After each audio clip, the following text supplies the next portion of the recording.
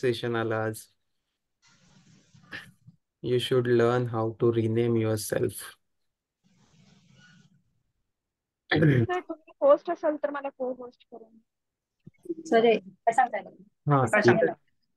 एक मिनिट हा एक minute. I have to make co-host Ashish Sagar. Host, yes, yes. Okay.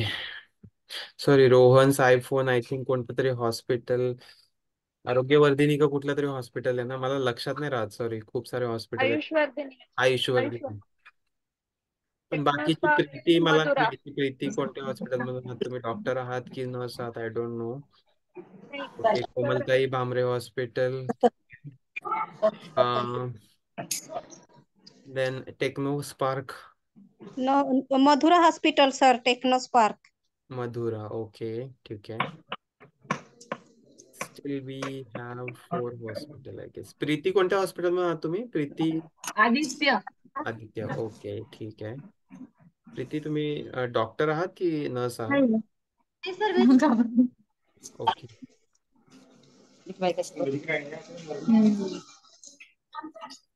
Malati Tamboli, okay ठीक आहे. सो आजचं जे सेशन आहे ते खूप जास्त, आपण आतापर्यंत खूप जास्त क्लिनिकल गोष्टी बघितल्या आणि खूप जास्त झालं असेल, तुम्हाला ओव्हरडोस झाला असेल. किती साऱ्या क्लिनिकल प्रॅक्टिसेस आहेत जे आपल्याला माहितीच नाही.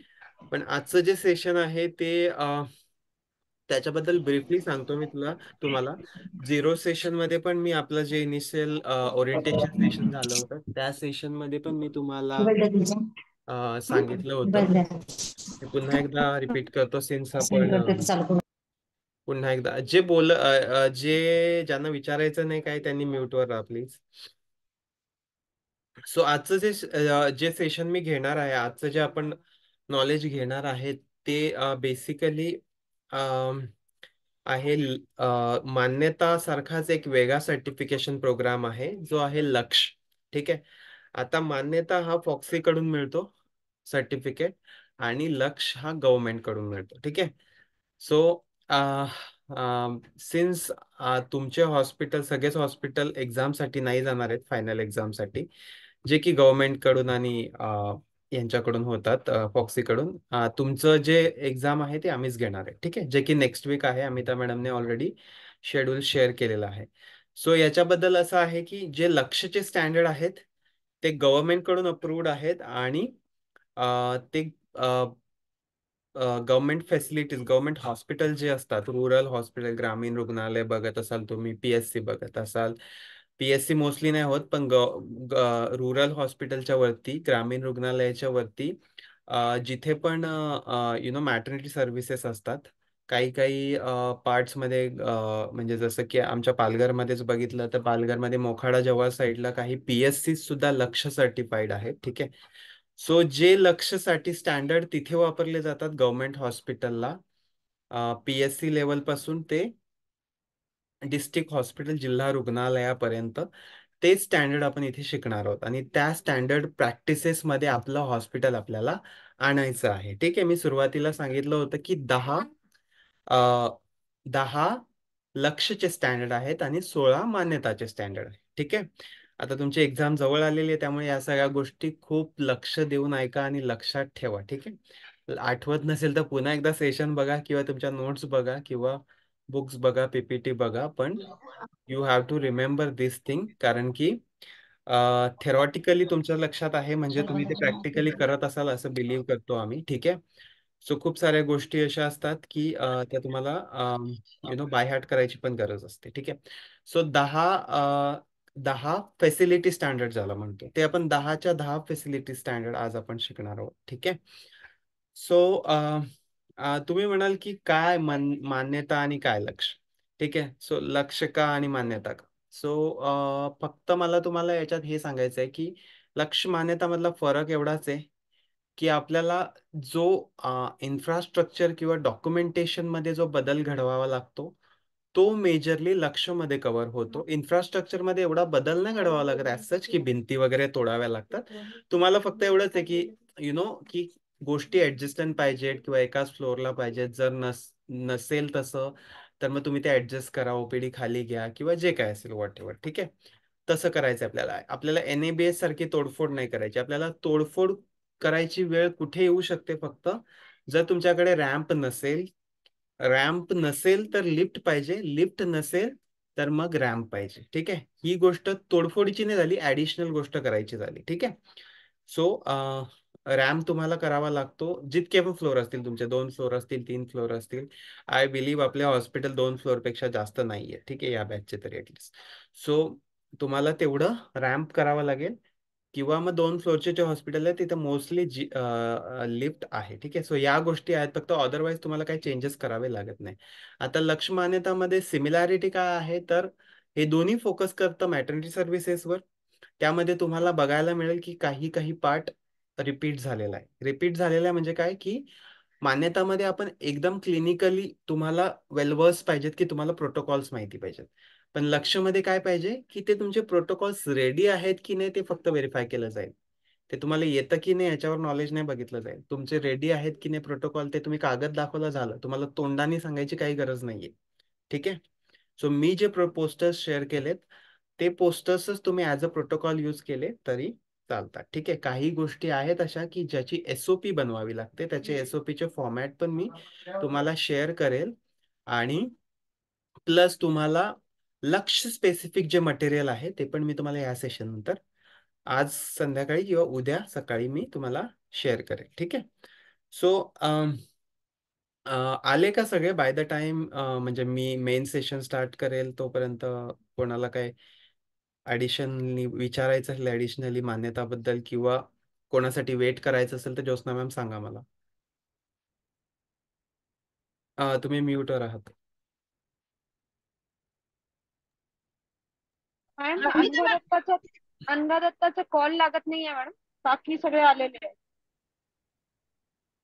आणि स्टार्ट कुलकर्णीला सांगितलेलं आणि आहे, कुलकर्णी एक 10-15 मिनिटात जॉईन होते.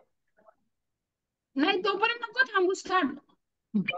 Okay, so will start. तसंही हे इतकं मेजर नाहीये, त्यांनी PPT जरी बघितली ना तरी त्यांच्या लक्षात येईल की काय करायचं आहे नक्की. ठीक आहे, सो इट्स फाईन, आपण स्टार्ट जरी केलं तरी. याच्यात जास्त क्लिनिकल पार्ट नाहीच आहे सच. ठीक आहे, so will just go to PPT. एक minute, let me open it.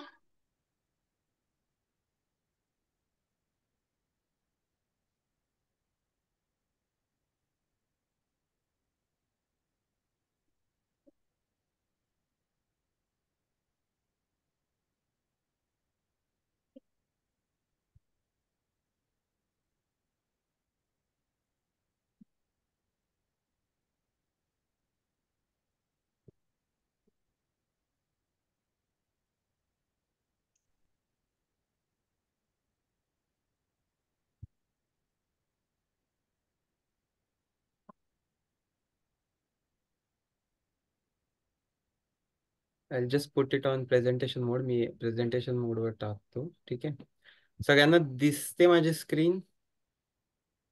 अरे यार, हे पहिल्यापासून जातं का? हो दिसते सर. एवढं पुढे जावं लागेल मला. ओके, सो हे क्लब केलेली PPT आहेत ऍक्च्युली. सो त्यामध्ये मान्यताचा पार्ट आधी आहे, तो मी स्किप करू दे. बाय द टाइम तुमचे काही क्वेश्चन असतील तर यू कॅन आस्क, किंवा मान्यताबद्दल काही टॉपिक्स बद्दल क्लॅरिटी हवी असेल तर लगेच आपण ते करू शकतो. तुमचे किट्स वगैरे रेडी झालेत का? सगळ्यांचे किट्स वगैरे रेडी झालेत? कारण की तुमचे किट्स वगैरे रेडी ठेवायचे आहेत तुम्हाला एक्झामसाठी पण. ठीक आहे, तुमच्या ज्या मंडे पासून एक्झाम सुरू होणार आहेत, नेक्स्ट मंडे पासून. गरम केलं. Not this Monday, this Monday only ना मॅडम? 22 तारीख म्हणजे याच मंडेला येईल ना? हो हां, दिस मंडे ओनली. ठीक आहे. सो तुमचे किट्स वगैरे रेडी ठेवा, कारण की त्याचे मार्क्स असतील तुम्हाला. सो न्यूबॉर्न कॉर्नर किट्स, तुमचे पोस्टर्स, तुमचे रजिस्टर्स, तुमचे बायोमेडिकल वेस्टचे डब्बे, देन एव्हरीथिंग. ठीक आहे. तुम्ही रिलॅक्स राहाल की आम्हीच एक्झाम घेणार आहोत म्हणून आम्ही मार्क देऊन टाकू, तर तसं होणार नाही बिलकुल. You should prepare your self accordingly. ठीक आहे. सो सगळ्यात पहिले मी तुम्हाला सांगितलं होतं की 10 स्टँडर्ड आपण लक्षमध्ये बघतो, आणि ते 10 स्टँडर्ड खूप इझी आहेत ॲक्च्युली, खूप जास्त रिपिटेटिव्ह पण आहेत गोष्टी.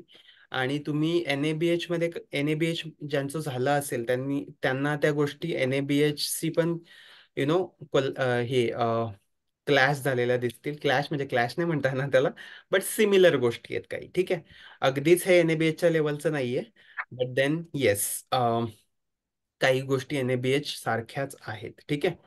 सो बेसिकली पहिला जो स्टँडर्ड आहे, ठीक आहे, तो बेसिकली हेच सांगतोय की तुमच्या ज्या RMNCH+A ह्या ज्या सर्व्हिसेस आहेत, आता RMNCH पहिलं होतं, याच्यामध्ये आता ॲडolescent वालं पण ऍड झालेलं आहे. पण देन आपण प्रायव्हेट मॅटर्निटी आहोत, त्यामुळे आपल्याला ॲडोलसंटचं मॅन्डेटरी नाही आहे. ठीक आहे. तुम्ही तुमच्या स्कोप ऑफ सर्व्हिसमध्ये ॲडोलसंट सर्व्हिसेस नाही लिहिल्या तरी तुम्हाला 1 मार्क मिळून जाईल. ठीक आहे. हे गव्हर्नमेंट फॅसिलिटीजसाठी, गव्हर्नमेंट हॉस्पिटलसाठी. सो प्रोव्हिजन ऑफ RMNCH म्हणजे काय? आता R म्हणजे रिप्रोडक्टिव्ह, M म्हणजे मॅटर्निटी, N म्हणजे न्यूओनेटल, C म्हणजे चाइल्ड, आणि H म्हणजे RCH म्हणजे काय? H म्हणजे काय? हेल्थ नाही, हा, yes, health, sorry. Okay. Health so services. RMNCH म्हणजे RMNCH प्लस हेल्थ. ठीक आहे. सो या सगळ्यांची health, reproductive health, maternal health, neonatal health and child health. ठीक आहे. सो RMNCH मी पण फुल फॉर्म विसरलो. ठीक आहे. खूप दिवस लक्ष शिकवलंच नाही ना मी. ठीक आहे. सो याच्यामध्ये बेसिकली तुम्हाला काय करायचं आहे की तुम्हाला इथे काहीच विचारलं जाणार नाही. तुम्हाला फक्त तुमच्या जे डिस्प्ले केलेले बॅनर्स आहेत, जसं की एक स्कोप ऑफ सर्व्हिसचा बॅनर येतो, त्यामध्ये तुम्हाला लिहायचं आहे की तुमच्याकडे काय काय सर्व्हिसेस अवेलेबल आहेत. स्कोप ऑफ सर्व्हिस, उपलब्ध सुविधाए किंवा उपलब्ध सुविधा मराठीमध्ये आपण म्हणतो. ठीक आहे. सो याच्यामध्ये हे आहे की लँग्वेज फ्रेंडली पाहिजे. तुमच्याकडे जर हिंदी स्पीकिंग जास्त असतील, तसं नागपूर साईडला वगैरे हाफ हाफ असतं, सो त्यांना तसं कळावं, म्हणजे म्हणून हिंदी मधला पण एक बोर्ड असावा, एक इंग्लिश मधला ठेवाल तर इंग्लिश मधला पण ठेवू शकता तुम्ही, किंवा मग मेजॉरिटी पब्लिक तुमच्याकडे मराठी असेल तर मराठी मधला पण चालून जातो. ठीक आहे. याचे जे ऍक्च्युअल असेसमेंट जी होते लक्षची, ती मराठी असेसर्स कडूनच होते, त्यामुळे ते मराठीत असलं तरी चालतं. सो मी जेव्हा एक्झाम घेईल तेव्हा मी मराठीत पण कन्सिडर करेल. ठीक आहे. इवन नागपूरला असेल तरी. सो त्याच्यामध्ये तुम्हाला काय काय मेन्शन केलं पाहिजे की तुम्ही कुठकुठले कॉम्प्लिकेशन ट्रीट करता, जसं की PPH शिकलो आपण, एक्लाम्शिया शिकलो, त्याच्या व्यतिरिक्त अजून काही ट्रीट करत असाल ते पण लिहा तुम्ही. न्यूबॉर्न रिससिटेशन करतात ते पण लिहा तुम्ही. न्यूबॉर्न रिससिटेशन ऍज लिहायचं गरज नाहीये. तुम्ही न्यूबॉर्न कॉम्प्लिकेशन्स जे पण होतील असं लिहिलं, ते आम्ही हँडल करतो असं लिहिलं तरी चालेल. ठीक आहे. त्यामध्ये तुम्ही HIV HbSAg वाले पण पेशंट घेत असाल ते पण लिहायचं. LROT तुमचं 24/7 पाहिजे, हे स्पेसिफिकली मेन्शन केलेलं पाहिजे. त्यानंतर इन्फेक्टेड केसेस घेतो आपण, ते पण लिहिलं पाहिजे. न्यूबॉर्न केअरमध्ये काय काय आलं पाहिजे तुमचं, ENBC आपण करतो, आणि इमर्जन्सी आता जे न्यूबॉर्न रिससिटेशन जे आहे ते याच्यामध्ये कव्हर होतो, ENBC आणि इमर्जन्सी न्यूबॉर्न केअर. ठीक आहे. त्यानंतर फॅमिली प्लॅनिंग मध्ये तुम्ही PPIUCD बसवत असाल तर PPIUCD काउन्सिलिंग तर प्रत्येक जणाला करायचीच आहे, आपण मान्यतामध्ये शिकलोय. त्यानंतर कॉम्प्रिहेन्सिव्ह अबॉर्शन केअर पण देता तुम्ही, ते पण मॅन्डेटरी आहे, ते पण लिहिणं गरजेचं आहे. तुम्ही जे पण सर्व्हिसेस देता ते हे करायचं. आता तुमची इन हाऊस लॅब असेल तर तुम्हाला डायग्नोस्टिक वाला पण लिहायचा आहे तुमच्या स्कोप ऑफ सर्व्हिसेस मध्ये. आता मी एक तुम्हाला स्कोप ऑफ सर्व्हिसचा ऑलरेडी तुम्हाला एक सॅम्पल पाठवला होता आधी, पण मी पुन्हा एकदा पाठवेल. लक्ष रिलेटेड जेवढं आहे तेवढं मी परत रिपीट करेल तुम्हाला, सो तुम्हाला एक लक्षात येईल लक्ष रिलेटेड. सो याच्यामध्ये आहे की डायग्नोस्टिक तुम्ही आउटसोर्स केले असतील जर आउटसोर्स म्हणजे काय, की कसं असतं की बाजूलाच लॅब असते पण ती तुमच्या हॉस्पिटलचा पार्ट नसतो. सो देन तुम्ही अ, तिथे मेन्शन असं करायचं आहे की तुमच्याकडे ह्या लॅबकडे टायअप आहे, कुठेतरी एक असा बोर्ड लावून ठेवायचा आहे आणि ह्या टेस्ट तिथे होतात. प्लस त्याच्या क्रिटिकल व्हॅल्यूज, त्या टेस्टच्या क्रिटिकल व्हॅल्यू ते पुढच्या स्टँडर्डमध्ये आहे, पण मी इथे आता सिन्स याचंच रिलेशन आहे. सो तुम्ही ते क्रिटिकल व्हॅल्यूजचा बोर्ड म्हणजे एक छोटा कागद लावला A4 साईजचा तरी चालतो आपल्या आपल्या रेफरन्ससाठी. आणि त्यासोबत तुम्हाला एक लॅबमध्ये पण क्रिटिकल व्हॅल्यूजचा क्रिटिकल व्हॅल्यूज ज्या आहेत क्रिटिकल व्हॅल्यूज म्हणजे एक्झॅक्टली काय, की या लेवलच्या खाली गेलं तर कॉम्प्लिकेशन्स आहेत. ठीक आहे. जसं की हिमोग्लोबिन 8च्या खाली गेलं तर आपण अॅनेमिक म्हणतो, सिव्हिअर अॅनेमिक म्हणतो. सो तो क्रिटिकल व्हॅल्यू झाला. क्रिटिकल व्हॅल्यूचा पण एक मी तुम्हाला पोस्टर शेअर करेन, ते तुम्ही अकॉर्डिंगली तुमच्यानुसार मॉडीफाय पण करू शकता. ठीक आहे. त्यानंतर तुमच्याकडे एक तुमचा क्वालिटी कन्सल्टंट जसा NABH मध्ये असतो तसा एक मॅनेजर हवा तुमच्याकडे. ठीक आहे. जो ऍक्च्युली क्वालिटी कंट्रोल साठीच फक्त रिस्पॉन्सिबल राहील. ठीक आहे. सो क्वालिटी कंट्रोल मॅनेजरचं काय काय रिस्पॉन्सिबिलिटी असतील, ड्युटी रोस्टर बनवायचे.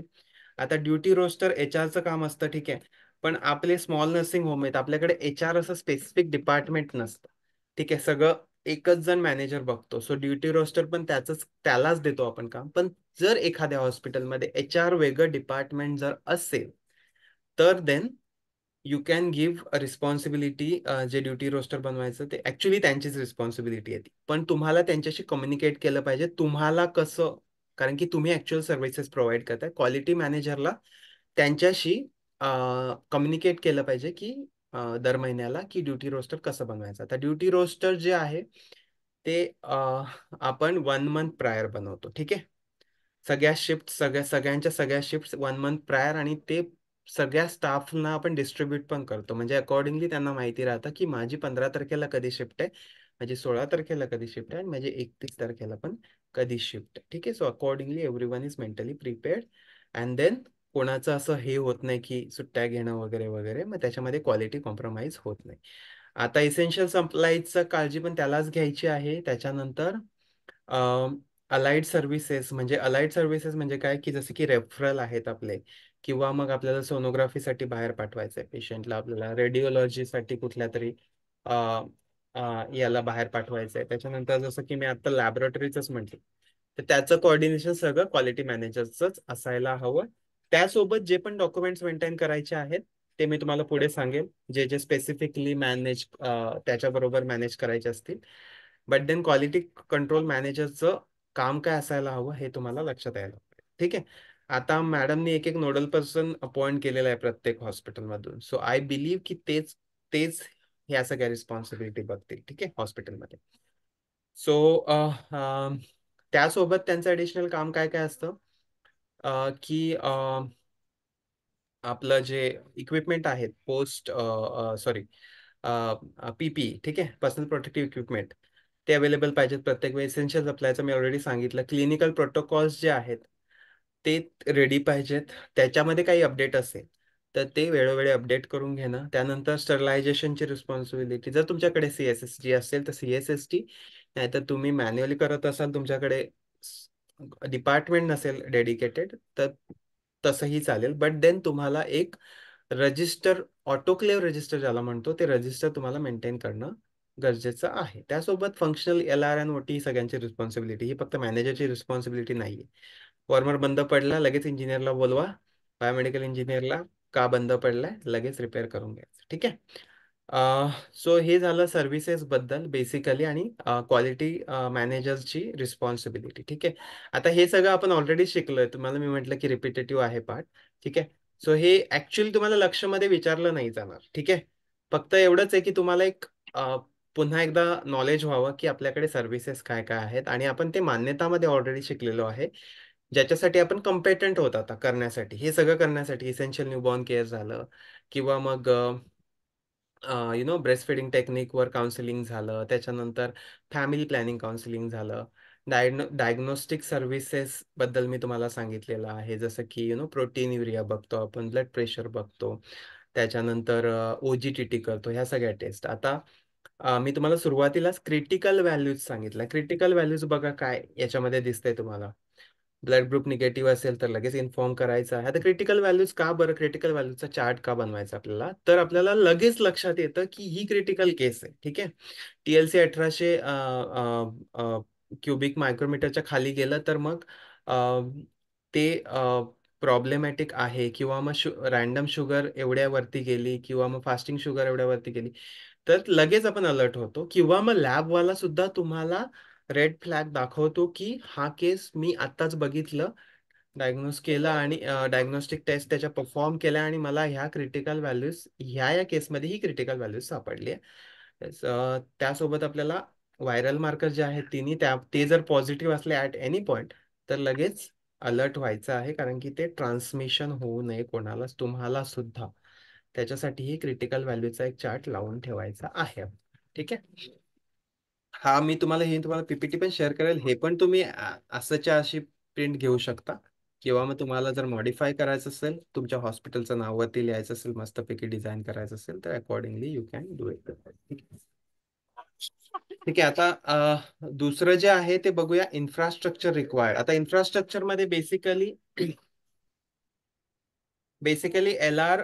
LROT जे आहे ते ऍडजस्टंट पाहिजे आपल्याला. ठीक आहे. LROT ऍडजस्टंट म्हणजे एका फ्लोअरला पाहिजे. ऍडजस्टंट नसेल तरी चालेल, पण एका फ्लोअरला पाहिजे. खूप साऱ्या हॉस्पिटलला असं असतं की लेबर रूम खाली आहे आणि OT वरती आहे. ते खूपदा असं होतं की लेबर रूमचा पेशंट काही कॉम्प्लिकेशन झालं तर त्याला OT मध्ये न्यायचंय. आता OT मधला LR मध्ये आणावं नाही लागत आपल्याला, पण LR मधला OT मध्ये न्यायला लागू शकतो. सो त्याच्यामध्ये असं नाही की वर खाली करायला लागलं पाहिजे. ठीक आहे. आता एखादी PPH चीच केस झाली, किंवा एकदम आपल्याला APH जाणवलं, अँटीपॅटम हेमरेज, तर आपल्याला पूर्ण हे घ्यावं लागतं. एकदम ऐन वेळेला तुम्हाला जाणवलं की डायलेटेशन झालंय पण बटक्स लागतायत. ठीक आहे. सो ह्या सगळ्या गोष्टी अवॉइड करण्यासाठी तुम्हाला अं, हे पाहिजे. आता स्पेसिफिक LR मध्ये काय पाहिजे, तर तुमच्याकडे एक पेक्षा दोन LR टेबल असतील, एक पेक्षा जास्त, तर त्याच्यामध्ये स्पेस पाहिजे पहिली गोष्ट तर, आणि कर्टन्स पाहिजे, कारण की दोघांना प्रायव्हसी पाहिजे ऍट अ टाइम जर डिलिव्हरी होत असतील. ठीक आहे.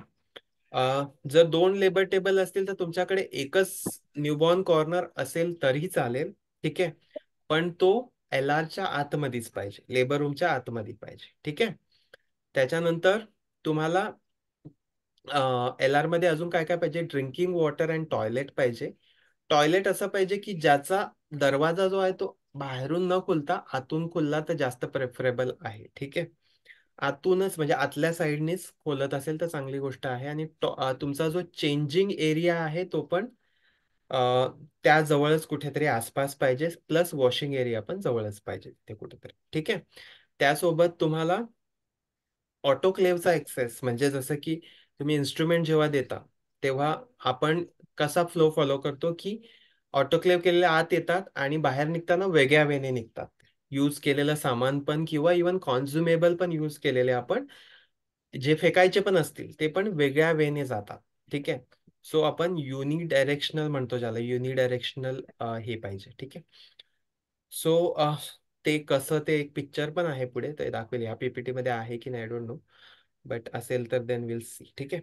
त्यासोबत same goes with LR, sorry OT मध्ये पण चेंजिंग रूम पाहिजे तुमच्याकडे, एल्बो टॅप पाहिजे, डीप सिंक पाहिजे.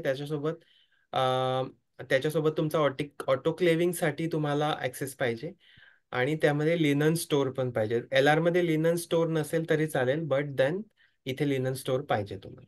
त्यानंतर तुमच्याकडे वॉटर अँड इलेक्ट्रिसिटी 24/7 पाहिजे.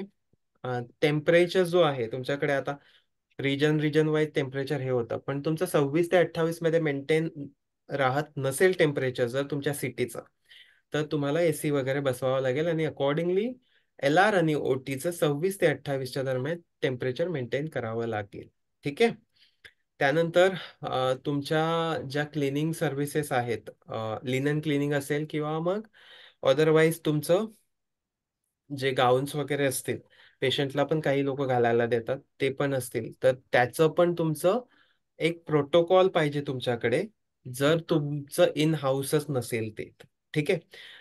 इन हाऊस जर असेल तर तुमच्याकडे फ्लो कसा आहे त्याचा एक चार्ट असेल तरी चालेल, की कसं जातं तुमचं लिनन, त्याच्यानंतर तुम्ही कसं वॉश करता ते. अँड देन काही गोष्टी डिरेक्टली आपण लिनन स्टोअर मध्ये स्टोअर करतो, आणि काही अगेन ऑटोक्लेव्ह पण करतो. ठीक आहे. जसं की मी तुम्हाला म्हटलं होतं की जे टॉवेल आहेत, प्री वॉर्म टॉवेल, ते प्रेफरेबली ऑटोक्लेव्ह केले तर बेटर राहतं. ठीक आहे. ऑटोक्लेव्ह करून ते हे करावं लागतं. ठीक आहे. आता आपण ओटीचं डिझाईन बघूया. ओटीचं डिझाईन हे जे दिसतंय ते मला सांगा, कोणता तरी एक हॉस्पिटल, आदित्य हॉस्पिटल, मला सांगा हे ओटीचं डिझाईन मध्ये तुम्हाला काही कमी वाटते का? चांगलं वाटतंय की काही कमी आहे याच्यामध्ये, की बरोबर आहे? नाही सर, चांगला वाटतोय. ओके, सो ठीक आहे. सो याच्यामध्ये सगळं इवन मॉनिटर पण आहे. त्याच्यानंतर लाईट जी आहे, इल्युमिनेशन, ती प्रॉपर आहे. तुम्हाला जेव्हा सर्जरी सर्जरी परफॉर्म करत असाल त्यावेळेस. प्लस वॉर्मर बघा, वॉर्मर पण ऑन करून ठेवलेला आहे. बाकीच्या सगळ्या क्रॅश कार्ड आहे, त्याच्यानंतर ऑक्सिजन आहे, सक्शन मशीन आहे, सगळं व्यवस्थित प्रॉपर आहे. प्रॉपर स्पेस आहे फिरायला, 4-5 लोक आतमध्ये जरी काही लोक असिस्ट करत असतील, 2 सर्जन सर्जरी परफॉर्म करत असतील, तरी ॲडेक्वेट स्पेस आहे. ठीक आहे. सो LROTचं मी तुम्हाला ऑलरेडी सांगितलेलं आहे, एका फ्लोअरला पाहिजे. ठीक आहे. सो हे काही झोन्स अँड लेआउट आहेत, ते त्याच्याबद्दल जास्त माहिती घ्यायची गरज नाही. फक्त एवढं लक्षात ठेवा की असेप्टिक झोन एक असतो. तो असेप्टिक झोन आपल्याला मेंटेन करायचा आहे. म्हणजे जसं की आपण आपण LR मध्ये घुसतो किंवा OT मध्ये घुसतो, तर त्यावेळेस आपल्याला एंट्रीलाच यु नो फुटवेअर घालायचे प्रोव्हिजन पाहिजे. ठीक आहे. सो ते फुटवेअर तुम्ही घालूनच आतमध्ये जाताय, त्यासोबत तुम्ही वॉश होताय. ठीक आहे. म्हणजे क्लिनिंगसाठी ॲटलिस्ट OT साठी ठेवा आहे की हँडवॉश करूनच तुम्ही आतमध्ये जाताय. भले ते 6 स्टेपनी नाही केलं, तुम्ही फक्त स्टर्लिनियम घेऊन हँड हँड क्लीन केले तरी चालतील. ठीक आहे. त्यानंतर काही जर एखादी प्रोसिजर चालू असेल तर कॅप मास्क घालून जाणं वगैरे, ह्या सगळ्या गोष्टी तुम्हाला फॉलो करायच्या. ठीक आहे. सो त्याला आपण असेप्टिक झोन म्हणतो. सो असेप्टिक झोन जो आहे तो मेंटेन करायचा. आता काही ठिकाणी वस्तू पास करण्यासाठी असं काहीशी विंडो दिसते तुम्हाला मोठ्या हॉस्पिटलमध्ये. ठीक आहे. त्याला पास बॉक्स म्हणतो. सो पास बॉक्सनी काय होतं की इन्फेक्शन म्हणजे जे पण मायक्रो ऑर्गॅनिझम येणार आहेत, ते मायक्रो ऑर्गॅनिझम जेव्हा माणूस आतमध्ये येतो तेव्हा तो घेऊन येतो. सो असं पास बॉक्सने जर पास केलं, आतून काही बाहेर पास करायचं असेल किंवा बाहेरून काही आत पास करायचं असेल, जसं तुमच्या स्टोर रूम मधून किंवा इन्व्हेंटरी काही पाहिजे असेल तुम्हाला, तर ते असं पास बॉक्स तुम्ही प्रेफरेबली बनवून ठेवलं LR आणि OT मध्ये तर बेटर राहील. LR मध्ये नाही बनवलं तरी चालेल, पण OT मध्ये तुम्ही असं बनवूनच घ्या. ठीक आहे. कारण की याच्यामध्ये काय होतं की तुम्ही जेव्हा क्लोज करून ठेवता तेव्हा तर मायक्रो ऑर्गॅनिझम काही येणार नाही. तुम्ही जेव्हा ओपन करता त्यावेळेस फक्त तुम्हाला ती वस्तू ऍक्सेस करायला मिळते, बाकी काही आतमध्ये येत नाही. ठीक आहे. सो आता प्रोटोकॉल जे आहेत, ते प्रोटोकॉलचं मी तुम्हाला सॅम्पल शेअर करेल, पण प्रोटोकॉल जे आहे ते तुम्हाला तुमच्या अकॉर्डिंगली हे करायचे आहेत, मॉडीफाय करायचे आहेत. ठीक आहे. कारण की खूप साऱ्या हॉस्पिटल्स वेगवेगळ्या रिक्वायरमेंट असतात, वेगळ्या हॉस्पिटलचं. तुम्हाला जर असं वाटत असेल की मी जो शेअर केलाय तो तुम्हाला ओके वाटतं, तर you can go with it. पण देन तुम्हाला हे आहे की एक गोष्ट लक्षात घ्यायची इथे, की खूप जास्त असं डॉक्युमेंटेशन मध्ये नका जाऊ. तुम्हाला ज्या गोष्टी फॉलो करायच्या आहेत त्या शॉर्ट मध्ये जरी असतील ना, तरी लक्षवाल्यांना चालतं. म्हणजे जसं की मी म्हणतोय की तुमचा क्लिनिंग प्रोटोकॉल. ठीक आहे. सो क्लिनिंग वाला काय आहे की क्लिनिंगचं मी तुम्हाला ऑलरेडी सांगितलंय. तर तुम्ही प्रोटोकॉल काय लिहाल, की प्रोटोकॉल खूप जास्त मोठा असा लिहत बसाल, निबंध मोठा नाही. त्याच्यामध्ये फक्त प्रोटोकॉल काय, की तुम्ही लक्षात घ्या की तुम्ही ब्लिचिंग सोल्युशन कसं बनवलं. ठीक आहे. हे लिहा. तुम्ही जर 0.5% हायपोक्लोराईड सोल्युशन बनवत असाल तर तुम्ही डायरेक्टली तसंच लिहा. त्याच्यामध्ये डायरेक्ट 0.5% हायपोक्लोराईड सोल्युशन आम्ही वापरतो. ठीक आहे. आणि सगळं LROT चे टेबल म्हणा किंवा मग अदरवाईज क्लिनिंग म्हणा, किंवा मग मॅट्रेसेस आणि हे ते बुडवून ठेवतो त्याच्यात अँड देन ते मग साबणाने क्लीन करतो, किंवा मग तुमचे ऑटोक्लेव्हसाठी जे इन्स्ट्रुमेंट जातात ते पण सेम. सो हे तुमच्या सिम्पल भाषेत मराठीत लिहिलं तरी चालेल. एका पेजवर अगदीच टाईप करायची गरज पण नाही. तुम्ही एका पेजवर लिहून ठेवलं आणि एका फाईलला लावून ठेवलं, बस. फक्त एवढंच आहे की त्या फाईलचा ऍक्सेस प्रत्येकाला राहायला पाहिजे आणि एकदा सगळ्यांची ट्रेनिंग झाली पाहिजे त्याच्यात. ट्रेनिंग म्हणजे हॉस्पिटल लेवलला ट्रेनिंग, मी तर ट्रेनिंग घेतलेलीच आहे तुमची.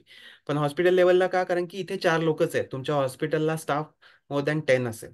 ठीक आहे, इन्क्लुडिंग मावशीज अँड एव्हरीवन. सो प्रत्येकाला ज्याला ज्याला रिलेव्हंट इन्फॉर्मेशन मिळायला हवी. आता ही गोष्ट ब्लिचिंग सोल्युशन बनवणं वगैरे मावशी काम करतात, क्लिनिंगवाला. सो ते त्यांना इन्फॉर्मेशन मिळायला हवी की कशा प्रोटोकॉलनी ते फॉलो करायचं आहे. ते त्यांच्या लँग्वेजमध्ये त्यांना सांगा, असं बुक घेऊन बसू नका त्यांच्या समोर. त्यांना सांगा तुमच्या त्यांच्या लँग्वेजमध्ये. ठीक आहे. त्यानंतर केस रेकॉर्ड्स, केस हिस्ट्री, त्याच्यानंतर लॅब शीट जे पण काय आहेत ते तुम्ही कसं मेंटेन करताय किंवा त्याचा सिक्वेन्स कसा असायला हवा किंवा ओटी रजिस्टरचा फॉर्मॅट काय असायला हवा, हे सगळं तुम्ही एक एक फॉर्मॅट, फक्त फॉर्मॅट त्याचा तो एक एक झेरॉक्स काढून एका फाईलला लावून ठेवा. म्हणजे तुम्हाला तो तो स्टँडर्ड फॉर्मॅट नेहमीसाठी होऊन जाईल. आणि तुम्ही जेव्हा नवीन स्टाफ येईल किंवा इव्हन तुम्ही पण विसरून जाल की कसा फॉर्मॅट आहे. आता सर्जिकल केस खूप वेळ आलीच नाही 3 महिने माझ्याकडे, मला माहितीच नाही प्री अॅनेस्थेशियाचा फॉर्मॅट कसा होता. मी परत फाईलला जाऊन एकदा बघून घेते की कसा होता तो. किंवा मग त्याची प्रिंट काढायची आहे मला, त्याची झेरॉक्स घ्यायची. सो या सगळ्या गोष्टी तुम्ही एका फाईलला लावून ठेवा. ठीक आहे, ही लक्षची रिक्वायरमेंट आहे. इथे प्रोटोकॉलची गरज नाही. तुम्ही फक्त हे लावून ठेवले ना फॉर्मॅट्स, तरी ते प्रोटोकॉल म्हणूनच काम करतात. ठीक आहे. आता जो लेबर रूम आहे, लेबर रूमचं डिझाईन पण हे खूप बेस्ट डिझाईन. याच्यामध्ये तर एकदम ऑटोमेटेड बेड वगैरे आहे. पण तुमच्याकडे तसं नसेल, आय नो. आपण स्मॉल सिटीजला बिलॉंग करतो, सो आपण एवढं सगळं इक्विप नाही ठेवू शकत, एवढा खर्च नाही करू शकत. बट देन येस, वॉर्मर वगैरे अकॉर्डिंगली अशी प्लेसमेंट पाहिजे त्याची. 3 साईड ओपन पाहिजे अँड तुमचं प्रॉपर लाईट पाहिजे. त्याच्यानंतर तुमचं टेम्परेचर मेंटेन करण्यासाठी तुमच्याकडे AC पाहिजे. आणि जर 2 टेबल असतील त्याच्यामध्ये प्रायव्हसी पाहिजे. ठीक आहे.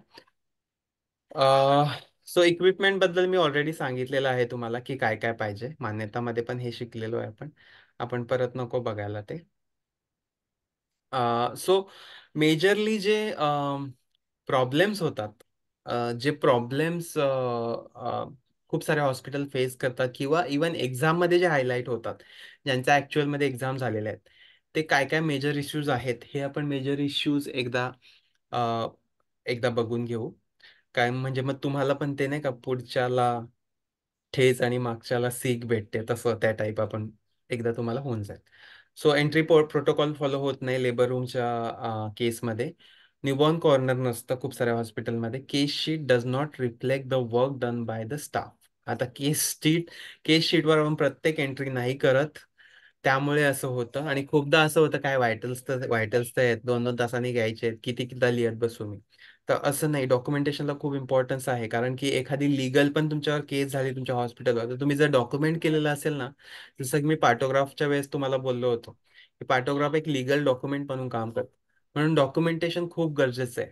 तुम्ही अर्ध्या अर्ध्या तासांनी व्हायटल बघत असाल किंवा मग एखादी कॉम्प्लिकेशन झालं असेल, एखादं कॉम्प्लिकेशन मॅनेज करत असाल, तर ठीक आहे ना, ऑक्सिटोसिनच तर देते 10 इंटरनॅशनल युनिट, काय फरक पडतो लिहिलं नाही लिहिलं. तर असं नाही, तुम्ही प्रत्येक गोष्ट लिहायची. इवन बेबी नोट्स, त्याच्यानंतर डिलिव्हरी नोट्स जर तुमच्या ऑब्स्टेट्रिशियननी नाही टाकले, तर ते तुम्हाला टाकता आल्या पाहिजे. त्यासाठी तुम्हाला ते बघायला पाहिजे सगळं ते कसे लिहितात. ठीक आहे.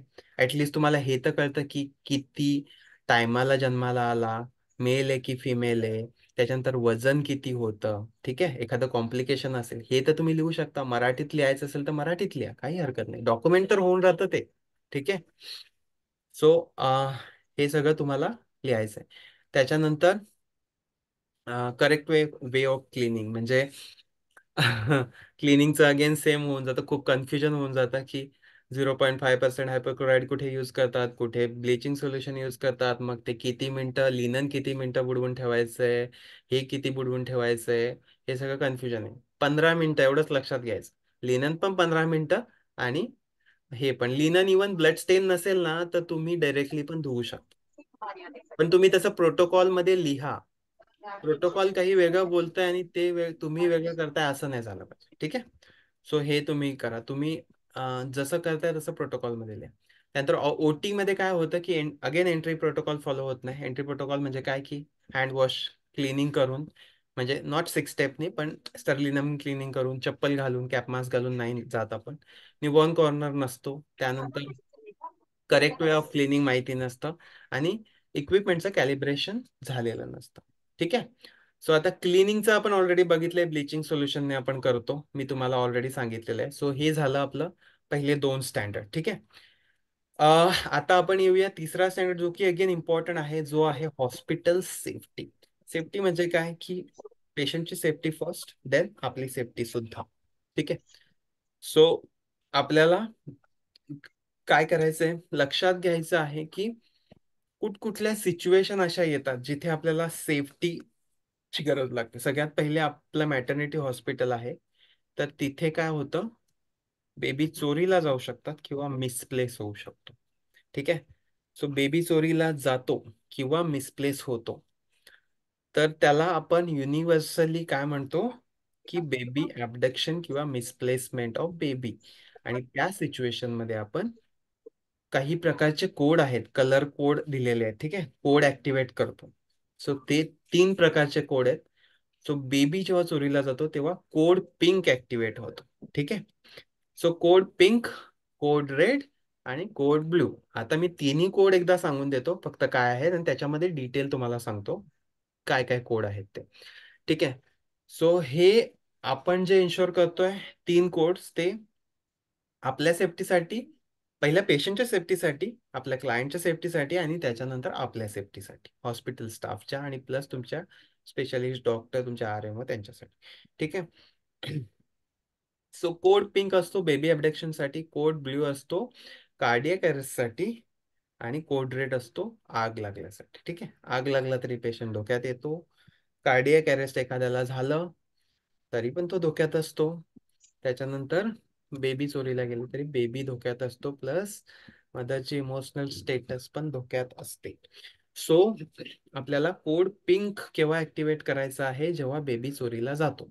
बेबी चोरीला गेल्यानंतर सगळ्यात पहिले आपल्याला काय करायचं, security guard, hello security guard, phone केला त्याला, गेट बंद करा, गेट बंद करा, code pink activated, code pink activated, code pink activated. Security गार्डला माहिती पाहिजे, जर सिस्टर बोलते code pink activated, code pink activated, code pink activated, तर काय मिनिंग आहे याचा, सिक्युरिटी गार्डला माहिती पाहिजे, प्लस तुमच्या स्टाफला माहिती पाहिजे. आता आपण कोड मध्ये का बोलतोय, कारण की खूप जास्त अफरातफरी नाही झाली पाहिजे हॉस्पिटलमध्ये. जर आपण असं बोलू आग लागली, आग लागली, आग लागली, किती इकडे तिकडे पळा, अरे चोरीला गेला, चोरीला गेला, चोरीला गेला, इकडे तिकडे धावायला लागतं, अरे काय झालं, काय झालं, काय झालं, या रूम मध्ये काय झालं, सगळे तिथे जमा होतील. त्यासाठी code pink activated, code pink activated, code pink active. आता कोड पिंक ऍक्टिव्हेट केला, सिक्युरिटी गार्डला गेट क्लोज करायला सांगितला का, कारण की कोणी आतलं बाहेर येणार नाही, बाहेरचा आत जाणार नाही. ठीक आहे. आता जर का बेबी विदिन 5 मिनिट्सच्या आत जर चोरी करायचा प्रयत्न कोणतरी केला असेल, तर तो बाहेर जाऊ शकणार नाही. म्हणून पूर्ण हॉस्पिटल एकदा बघून घ्यायचं, कोपरा आणि कोपरा, जिन्याच्या खालचा भाग पण कोणी बसलेला तर नाही बेबीला घेऊन. जर भेटला तर ठीक, नाही भेटला तर आजूबाजूचा 100 ते 200 मीटर पर्यंतचा एरिया पण बघून घ्यायचा आहे. ठीक आहे. आणि जर तुम्हाला नाही सापडला तर तुमचा CCTV फुटेज चेक करायचा त्या दिवसाचा, ज्या दिवशी चोरी झाली, आणि तुम्हाला जर चेहरा आयडेंटिफाय करता आला तर चेहरा आयडेंटिफाय करून त्याची पोलीस कंप्लेंट FIR द्यायचा आहे. ठीक आहे. कोड पिंक साठी एवढंच करायचंय फक्त. आणि कोड पिंक साठी हा जो प्रोटोकॉल आहे मी जो सांगितला 4-5 लाईनचा, सिंपल एका कागदावर तुम्ही लिहून ठेवायचा, हा झाला तुमचा code pink protocol baby abduction साठी. ठीक आहे. सो आता ज्योत्स्ना मॅमनी खूपदा तुम्हाला बँड बँड बँड बँड दाखवत होते, तुम्हाला खूप एम्फसाइज केलं त्यांनी, कुठल्या गोष्टीसाठी, बेबी मिसप्लेस नाही हो. खूप साऱ्या बेबीचे फेसेस आपल्या लक्षात राहत नाही, फेस सिमिलर दिसतात जेव्हा जन्माला येतात तेव्हा सगळ्याच बेबीचे, त्यासाठी आपल्याला आयडेंटिफिकेशन बँड लावायचं. त्यासोबत इन्स्टॉलेशन जे आहे CCTVचं ते करायचं आहे. CCTV जर असेल तर तुम्हाला इझी जातं, कारण की जरी चोरीला झालं किंवा गडबड होऊन काही इकडे तिकडे झालं तरी पण तुम्हाला लक्षात येतं. ठीक आहे. त्यानंतर ह्याच्या कोड पिंकच्या ड्रिल्स तुम्ही परफॉर्म केल्या पाहिजेत आणि व्हिजिटर्सना कमी अलाउ करायचं आहे. खूप जास्त व्हिजिटर्सला नाही, की खूप जास्त लोक व्हिजिट करतात आणि मग हे होतं. ठीक. सो हे झालं कोड पिंक बद्दल. आता येऊया आपण कोड रेड वर. कोड रेड, काय माहिती नाही ना मन समोर नाही ना द्या ना. Please mute. जे पण बोलत नाहीये, ज्यांना विचारायचं ते विचारू शकता. ठीक आहे. सो कोड रेड मध्ये आपल्याला काय करायचंय? कोड रेड मध्ये आपल्याला सिक्युरिटी गार्डला नाही इन्फॉर्म करायचंय. सिक्युरिटी गार्डला पण ऑब्व्हियसली इन्फॉर्म करायचंय. बट देन तेव्हा गेट क्लोज नाही करून घ्यायचंय, गेट ओपन ठेवायची, ओपनच ठेवायचंय. ठीक आहे. कारण की आपल्याला असेंब्ली एरियामध्ये जायचं जर ते गेटच्या बाहेर असेल तर. सो आपल्याला काय करायचंय? तुमची जर सेंट्रल अनाउन्समेंट सिस्टम असेल ज्याच्यामध्ये प्रत्येक प्रत्येक वॉर्डमध्ये, प्रत्येक ओपीडी मध्ये, प्रत्येक डिपार्टमेंटमध्ये जर आवाज जात असेल तर चांगली गोष्ट आहे. जर नसेल तर प्रत्येक डिपार्टमेंटला कॉल करून किंवा प्रत्येक डिपार्टमेंटला इंडिव्हिज्युअली जाऊन तुम्हाला कोड रेड ऍक्टिव्हेट करायचा आहे. ठीक आहे. Code red activated, code red activated, code red activated असं म्हणून कोड रेड ऍक्टिव्हेट करायचा. इथे पण अगेन आग लागली, आग लागली, आग लागली असं जर तुम्ही म्हटलं तर प्रॉब्लेम होईल. सो तुम्हाला कोड रेड ऍक्टिव्हेट करून तुम्हाला सगळ्यात पहिले काय करायचं आहे? जे पेशंट वल्नरेबल असतील. आता वल्नरेबल म्हणजे काय? हा कुठला शब्द आणला सर तुम्ही असं म्हणता? वल्नरेबल म्हणजे काय? की ज्यांना चालता नाही येते. ठीक आहे. जे प्रेग्नंट लेडी आहेत किंवा मग ज्यांना यु नो ज्यांना सगळ्यात पहिले इव्हॅक्युएट कोणाला करून घ्यायचं? ज्यांना चालता नाही येत त्यांना. ठीक आहे. त्यानंतर ज्यांना चालता येतंय त्यांना फक्त इन्फॉर्म करायचं की तुम्ही ह्या एरियामध्ये जमा व्हा. ठीक आहे. असेंब्ली एरिया एक असतो. तुम्ही बघत असाल खूप साऱ्या हॉस्पिटलमध्ये असेंब्ली एरिया असा एक बोर्ड लावलेला असतो. तो असेंब्ली एरिया असतो कोड रेड साठी. ठीक आहे. सो याच्यामध्ये काय करायचंय आपल्याला? कोड रेड ऍक्टिव्हेट केल्यानंतर फक्त असेंब्ली एरियामध्ये सगळ्यांना जमा करायचं आहे. आधी तुम्हाला सगळ्या पेशंटला इव्हॅक्युएट करायचं आणि मग तुमचे सगळे स्टाफ जेवढे असतील तेवढे असेंब्ली एरियामध्ये जमा व्हायचं आहे. ठीक आहे. कोड रेड ऍक्टिव्हेट झाल्यानंतर तुम्हाला काय करायचंय? जिथे आग लागली असेल तिथे एक जण जाईल ज्याला रेस पास येत असेल. रेस पास काय नवीन फॉर्म्युला आणलाय तुम्ही सर म्हणाल? तर रेस पास म्हणजे काय एक्झॅक्टली? की एक आपल्याकडे फायर एक्सटिंग्विशर असतो. ठीक आहे. फायर एक्सटिंग्विशर कसा हँडल करायचा त्याची पण एक मॉक ड्रिल तुमच्या हॉस्पिटलमध्ये प्रॅक्टिकली झाली पाहिजे आणि त्याचा पण तुमच्याकडे एक प्रोटोकॉल रेडी पाहिजे. ठीक आहे. त्यासोबत तुम्हाला काय बघायचंय? तुमचं जे फायर एक्सटिंग्विशर आहे त्याची एक्सपायरी डेट तर नाही गेलेली आहे. दर महिन्याला हे चेक करायचं. ज्या महिन्याला एक्सपायर होणार असेल त्या महिन्याला तुमच्या डिस्ट्रीब्युटर कडून ते रिप्लेस हॅलो. करून घ्यायचं. ठीक आहे. सो रेस पास म्हणजे काय फॉर्म्युला आहे? तर रेस पास म्हणजे एवढंच आहे की पहिलं तर रेस्क्यू करायचं, त्यानंतर कोड ऍक्टिव्हेट करायचा, त्यानंतर जे बाकीचे डोस आहेत ते क्लोज करून घ्यायचे सगळे असेंब्ली एरियामध्ये आणि एक्सटिंग्विशर चालवायचे. ज्याला पण एक्सटिंग्विशर येत असेल त्यांनीच फक्त. ठीक आहे. सो याच्यामध्ये काय आहे? फुल फुल पीपीटी नाही दिसत आहे.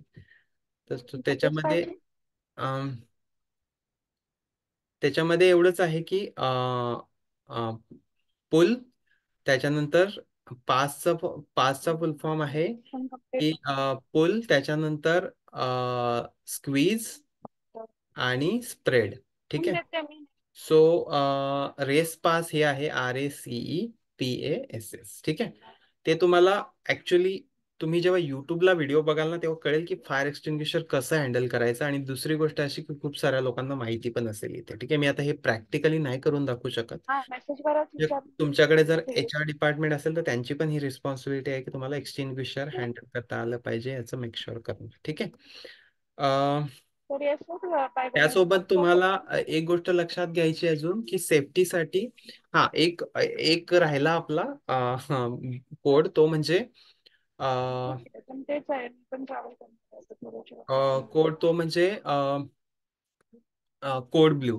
कोड ब्ल्यू मध्ये तुम्हाला काय करायचं आहे की कोड ब्ल्यू ऍक्टिव्हेटेड आणि कुठली रूम, कारण की कार्डियक अरेस्ट सगळ्यांनाच एकदा येणार नाही, कुठल्या तरी एका पेशंटला येईल. कार्डियक अरेस्ट झालं म्हणजे काय? तो कोलॅप्स होतो. ठीक आहे. तर त्यामध्ये आपल्याला CPR कंडक्ट करायचं असतं. सीपीआरचा आता अपडेटेड प्रोटोकॉल मला पण बघावा लागेल, पण मी लास्ट जो बघितला होता तो सीपीआरचा फॉर्म्युला असा होता की तुम्हाला चेस्टवर हेडच्या साईडला उभं राहून चेस्टवर पहिले 3 प्रेस द्यायचे आहेत. जसं आपण याच्यामध्ये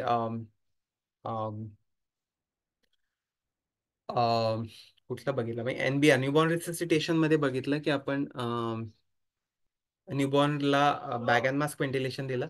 सेम वे आपल्याला काय करायचं सीपीआर करायचं आहे. ठीक आहे, सीपीआरचा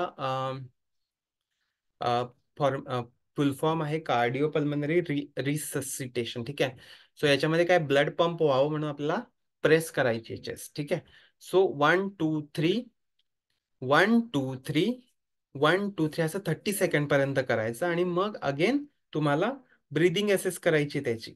ठीक आहे, ब्रीदिंग आहे का. ठीक आहे, सो ब्रीदिंग मध्ये तुम्हाला ब्रीदिंग करायची प्लस पल्सेशन.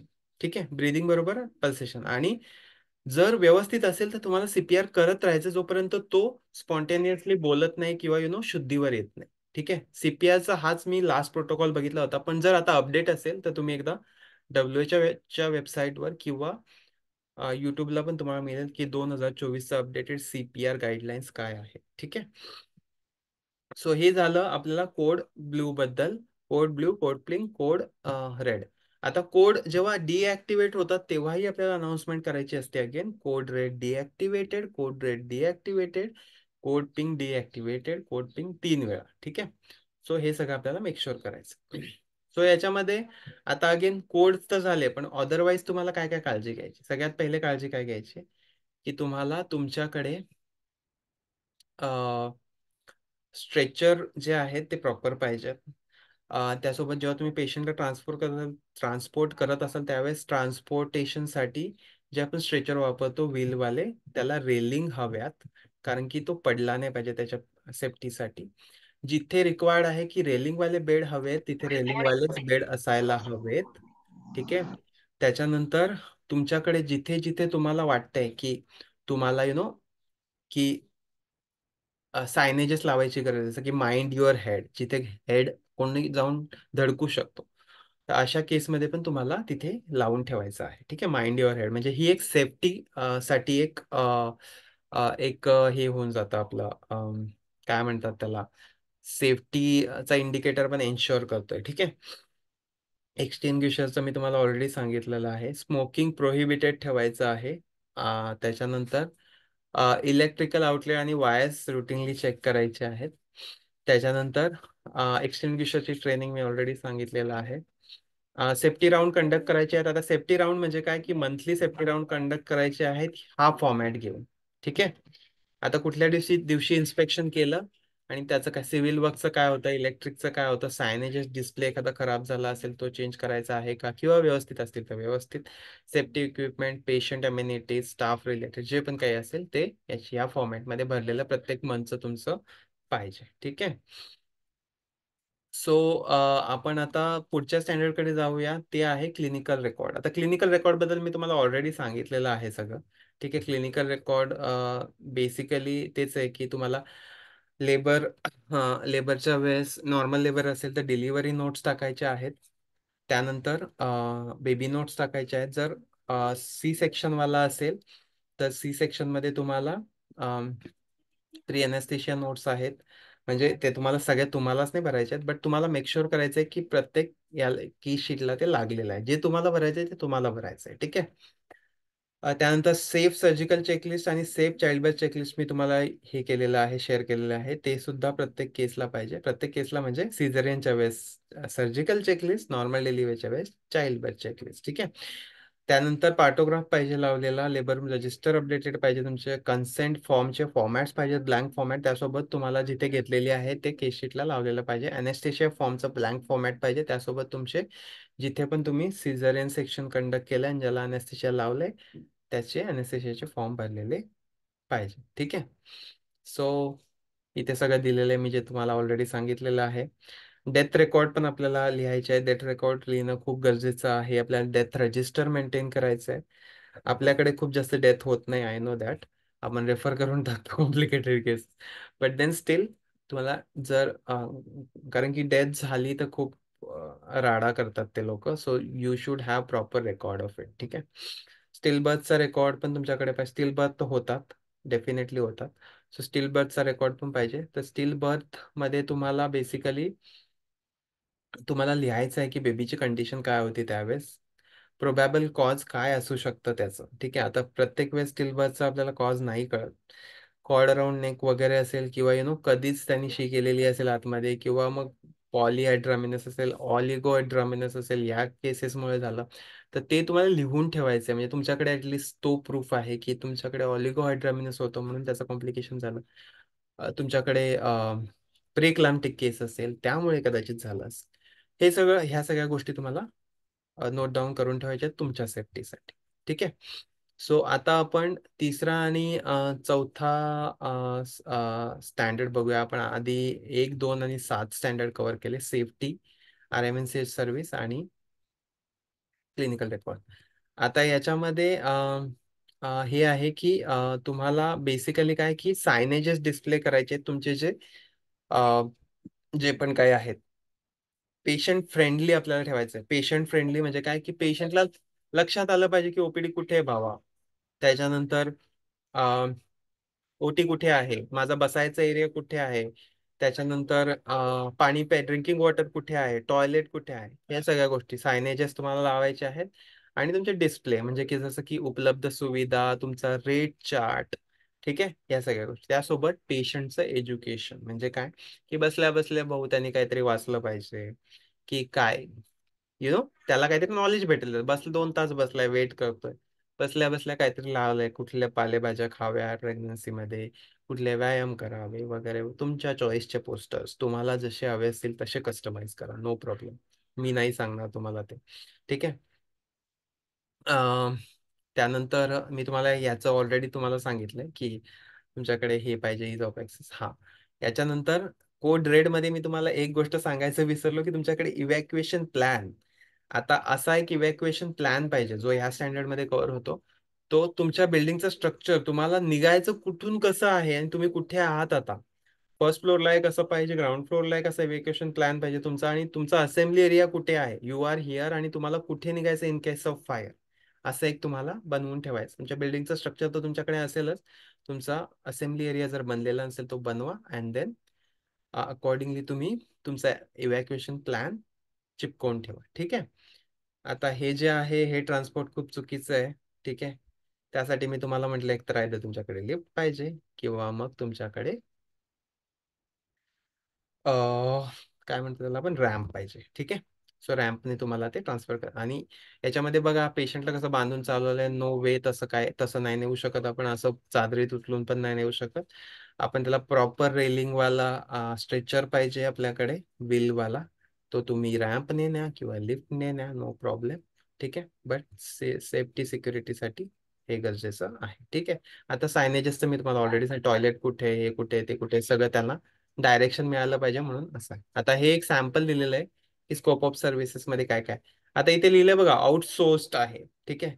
आता त्यांनी काय काय आउटसोर्स केलेलं आहे की ब्लड बँक आउटसोर्स आहे, अँब्युलन्स, लॅबोरेटरी, फार्मसी, लॅब पण हे आहे बघा. सो त्यांच्याकडे ज्या ज्या सर्व्हिसेस आहेत कौशल हॉस्पिटलमध्ये ते त्यांनी लिहिलेलं आहे. त्यासोबत तुम्हाला पेशंटच्या राईट्स अँड रिस्पॉन्सिबिलिटी सेम तुम्ही याच कॉपी केल्या तरी चालतील, कारण की मोर ऑर लेस सेमच असतात. बट तुम्हाला एखाद्या एरियामध्ये एखादा कस्टमाइज करायचं असेल तुमच्यानुसार, तर तुम्ही राईट्स म्हणजे काय की त्यांचे हक्क, आणि त्यांच्या जबाबदाऱ्या, रिस्पॉन्सिबिलिटी म्हणजे जबाबदारी, हक्क म्हणजे त्यांना कशा कशाचा हक्क आहे, आणि त्यांच्या जबाबदाऱ्या काय आहेत हॉस्पिटलमध्ये. हॉस्पिटल एन्व्हायरमेंट क्लीन ठेवणं ही त्यांची जबाबदारी आहे. हे तुमच्यासाठी पण गरजेचं आहे. त्यामुळे हे सगळं तुम्हाला असं लावून ठेवायचं. याच्यामध्ये तुम्हाला क्वेश्चन काहीच विचारला जाणार नाही. हे तुमचं लावलेलं आहे, तुम्हाला फुल मार्क्स. ठीक आहे. तुम्हाला क्वेश्चन नाही विचारला, मी विचारणार काय ग, सांग चौथा पॉईंट कुठला आहे तुझा रिस्पॉन्सिबिलिटी वाला, नो, असं नाही विचारलं. तुम्ही लावलेलं आहे म्हणजे झालं. ठीक आहे. तुम्ही डायरेक्शनल लावू शकता, तुम्हाला जसं वाटेल तसं लावू शकता. इथे डायरेक्शनल दिलेले आहेत, तुम्ही जागोजागी पण लावू शकता, इट्स फाईन. ठीक आहे. पेशंट एज्युकेशन मध्ये मी जे मटेरियल दिलेले ते यूज करू शकता, किंवा तुम्हाला गुगलवरून पोस्टर्स काढायचे ते काढू शकता. तुमच्या काही हॉस्पिटलमध्ये कस्टमाइज पोस्टर असतील ते मोठे प्रिंट काढून त्याला लावून टाका. म्हणजे मग पेशंटला पण एज्युकेशन भेटेल प्लस तुमच्या हॉस्पिटलची पब्लिसिटी पण होईल. ठीक आहे, जागोजागी ते दिसेल तुमच्या हॉस्पिटलचं नाव. ठीक आहे. पेशंट एज्युकेशन मटेरियल तुम्हाला प्रोव्हाइड करायचं आहे, जसं की अ, तुम्ही जी फाईल देता त्याच्यावरच तुम्ही काय काय खूप साऱ्या हॉस्पिटल आता लिहितात ते की काय करावं काय नाही करावं. सो ते एज्युकेशन मटेरियल म्हणून तुम्ही यूज करू शकता, किंवा तुम्ही एक्स्ट्रा आयसी देऊ शकता. बट एक्स्ट्रा आयसी मी नाही प्रेफर करणार, कारण की त्यांना असं वाटतं हा ही एक्स्ट्रा कुठली तरी स्लिप दिलेली आहे, त्याचं काही काम नाही, रस्त्यात जाता जाताच ते लोक फेकून देतात, किंवा मग त्याच्यात काहीतरी भेळ बीळ आंबे बिंबे घेऊन खाऊन टाकतात रिलेटिव्ह त्यांचे. त्यामुळे तुम्ही फाईलवर जेवढं आयसी देता येईल तेवढं द्या, अदरवाईज ठीक आहे. अदरवाईज तुम्ही हे तुमच्याकडे ठेवा, ब्रेस्ट फिडिंग वगैरे टेक्निक वगैरे शिकवा त्यांना जरूर, हँडवॉशिंगच्या स्टेप्स शिकवा, पण त्यांना काही देऊ नका असे पोस्टर, उगाच वाया जातील ते. ठीक आहे. तुमच्याकडे हे इक्विपमेंट्स रेडी पाहिजेत, मी तुम्हाला ऑलरेडी सांगितलेलं आहे. त्यानंतर इन्व्हेंटरी मॅनेजमेंट. इन्व्हेंटरी रजिस्टरमध्ये तुम्हाला हे करायचं आहे की अल्फाबेटिकल ऑर्डरनुसार तुम्हाला इन्व्हेंटरी लिहायची आहे. Either it is consumable or medicine. ठीक आहे. मेडिसिन किंवा कॉन्झ्युमेबल अल्फाबेटिकली ठेवायचं आहे, त्याचा एक थ्रेशोल्ड लेवल सेट करायचा आहे तुम्हाला, आणि 25% बफर स्टॉक ठेवायचा. आता थ्रेशोल्ड म्हणजे काय आणि बफर स्टॉक म्हणजे, आता थ्रेशोल्ड म्हणजे काय की मला ऑक्सिटोसिन महिन्याला 20 लागतात. ठीक आहे. सो माझ्याकडे 20 पाहिजेत अवेलेबल फ्रीजमध्ये माझ्या. त्यासोबत बफर स्टॉक म्हणजे 25% म्हणजे 5 एम्पूल अजून माझ्याकडे पाहिजे. ठीक आहे. सो 25 माझ्याकडे अवेलेबल पाहिजे. त्याच्यासोबत त्याची एक्सपायरी आणि हे सगळं लिहिलेलं पाहिजे. याला आपण इन्व्हेंटरी रजिस्टर म्हणतो. जसं आपण यूज करतो तसं पुढे पुढे पुढे पुढे ते लिहत जातं. ठीक आहे. तुम्ही एकदा हे बघाल ना, तुम्हाला लक्षात येईल. ठीक आहे. त्यानंतर आपल्याला काय करायचं आहे की हाय रिस्क मेडिसिन ज्या आहेत त्या आपण आयदर तुम्ही क्रॅश कार्ड मध्ये ठेवू शकता वेगळ्या एका डब्यामध्ये, किंवा मग तुम्ही ते सेपरेटली ठेवू शकता. त्यासोबत तुम्ही नार्कोटिक आणि दुसरं कुठलं नाही, नार्कोटिक आणि मेंटल याच्यासाठी यूज करतो आपण सायकोट्रॉपिक. सायकोट्रॉपिक आणि नार्कोटिक हे जे ड्रग आहे ते लॉक अँड की मध्ये ठेवायचे आहेत. तुमच्या फार्मसीमध्ये तुम्ही ठेवत असाल तर फार्मसीमध्ये सुद्धा लॉक अँड की मध्ये पाहिजेत, किंवा जर तुम्ही तुमच्या एखाद्या डिपार्टमेंटमध्ये ठेवत असाल, तुमच्याकडे इन हाऊस फार्मसी नसेल तर तिथे सुद्धा लॉक अँड की मध्ये पाहिजे. आता एएमसी म्हणजे काय, अॅन्युअल मेंटेनन्स कॉन्ट्रॅक्ट तुमचा बायोमेडिकल इंजिनियर जो आहे, बायोमेडिकल इंजिनियर सोबत तुमचा पाहिजे, आणि तुमचं एएमसी प्रत्येक इक्विपमेंटचं झालं पाहिजे. अॅन्युअल म्हणजे काय, अॅन्युअली ते चेक झालं पाहिजे, त्याचं कॅलिब्रेशन झालं पाहिजे. जर एखाद्या गोष्टीला रिपेअरची गरज आहे तर त्यांनी रिपेअर करून दिलं पाहिजे. तो कॉन्ट्रॅक्ट तुमचा पाहिजे त्यांच्यासोबत. ते तुम्ही किती पैसे डिसाईड कराल काय ते तुमच्यावर आहे. ठीक आहे. त्याच्यापेक्षा एक्स्ट्रा काही लागेल पार्टसाठी वगैरे, जर एखादा इक्विपमेंट बिघडला असेल तर ते तुमच्यावर आहे, बट तुमचा कॉन्ट्रॅक्ट बनलेला पाहिजे कागदोपत्री. ठीक आहे. सो तो कॉन्ट्रॅक्ट तुमच्याकडे पाहिजे तर तुम्हाला 1 मार्क इथे मिळेल. ठीक आहे. सो कॉन्ट्रॅक्टचा फॉर्मॅट म्हणजे तुम्ही जो मेंटेन कराल ते असं काहीच दिसेल. ठीक आहे. प्लॅन जो आहे, कॉन्ट्रॅक्ट वेगळा बनेल, हा जो प्लॅन आहे. ठीक आहे. त्याच्यानंतर कॅलिब्रेशन जे तुम्ही कॅलिब्रेशन म्हणजे काय, नको ना म्हणणार लाईट पेटत मी दिसतच नाही. कॅलिब्रेशन मध्ये